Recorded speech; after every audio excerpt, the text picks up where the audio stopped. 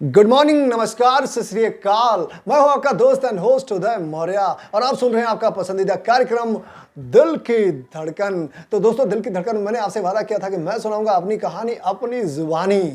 तो दोस्तों, जैसा कि मैंने आपको बताया था कि मेरी जो शुरुआती शिक्षा हुई है वो गांव में हुई। तो मेरा जो स्कूल था, एक बहुत बड़ा तालाब है, उसी के किनारे बहुत सारे पेड़ थे और उसी के नीचे हम लोग पढ़ा करते थे। सरकारी स्कूल था, तो ऐसी ही ज़मीन में टाट बिछाकर हम लोग बैठते थे। और आजकल तो शहर में बच्चों के पास पढ़ने के लिए ढेरों डिवाइसेस हैं, जैसे कोई लैपटॉप में पढ़ता है, मोबाइल में पढ़ता है, और भी डिवाइसेस हैं। लेकिन हम लोग जो उन दिनों पढ़ाई करते थे, एक लकड़ी की तख्ती होती थी और उसी के ऊपर हम लोग लिखते थे। दूधी और शीशी होती थी, उसमें पानी और दूधी मिला के जो उसको मिक्स करते थे, और लकड़ी का कलम होता था, तो उसे मतलब हाथ से ही बनाना पड़ता था और उसी से हम लोग उसमें डुबा डुबा के और उसी तख्ती पर लिखा करते थे। हाँ, आपने भी मतलब पढ़ाई की होगी उस पर। आजकल के बच्चे तो खैर बताएंगे तो उनको सिर के ऊपर से निकल जाएगा। पढ़ाई तो नहीं होती थी, लेकिन ये कह सकता हूँ कि वो दिन बड़े खूबसूरत थे, बहुत मज़ा आता था। और हमारे मास्टर साहब आराम से कहीं पेड़ के नीचे सो जाया करते थे और बच्चे खेल रहे हैं, कोई पढ़ रहा है, कोई नहीं पढ़ रहा है।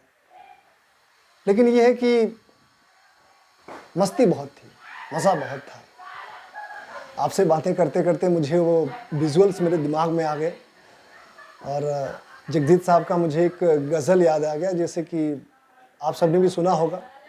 तो बस सोच रहा हूँ कि मैं उसको गुनगुना लेता हूँ। बड़ी खूबसूरत गज़ल है।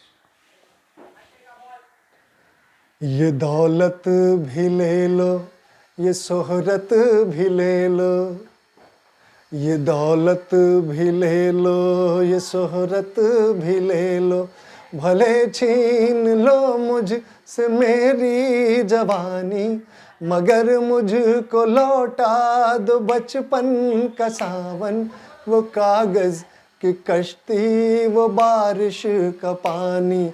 ये दौलत भी ले लो, ये शोहरत भी ले लो। खैर, वो चीज़ें तो याद ही आ सकती हैं, बाकी लौट के कैसे आ सकती हैं, ये संभव ही नहीं है। तो घर वालों ने देखा कि हम लोगों की जो पढ़ाई है मतलब वो बर्बाद हो रही है, क्योंकि सरकारी स्कूल था तो उसमें पढ़ाई होती नहीं थी। तो घर वालों ने निर्णय किया कि भाई पढ़ाई बर्बाद नहीं होने देना है। तो हम लोगों को गांव से दूर एक 3-3.5 किलोमीटर दूरी पे बाज़ार था। उस बाज़ार में एक स्कूल था, वो अभी भी है, बहुत बढ़िया स्कूल है वो। तो वहाँ जाने का निर्णय किया और हम लोगों का नाम लिखाया गया। तो वहाँ हम लोग पढ़ने के लिए गए।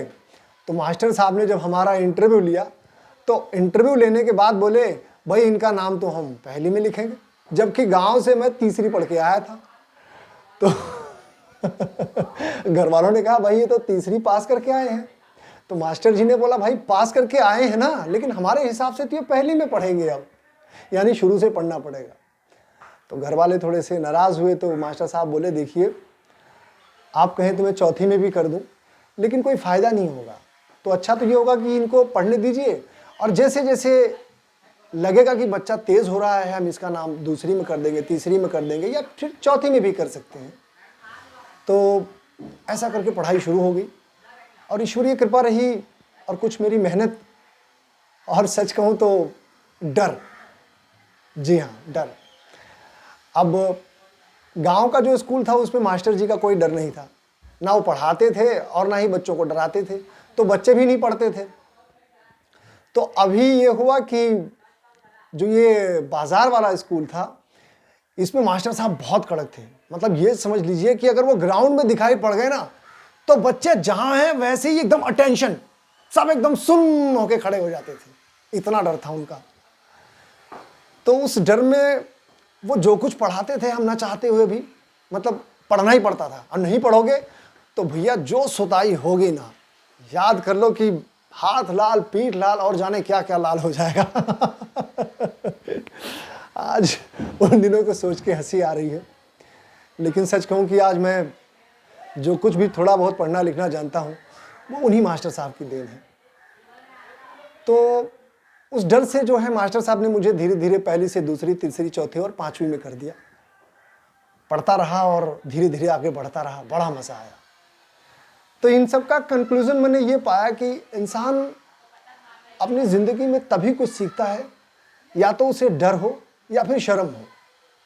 शर्म यानी समाज का शर्म हो, जैसे लोक लाज हो कि यार मैं कुछ नहीं करूँगा, पढ़ाई नहीं करूँगा या इस फील्ड में जो भी काम कर रहे हैं उसमें मेहनत नहीं करूँगा तो लोग क्या कहेंगे, और या हो फिर डर कि ये काम करना ही है, नहीं तो धो दिए जाओगे, जैसे कि हमारे साथ हुआ।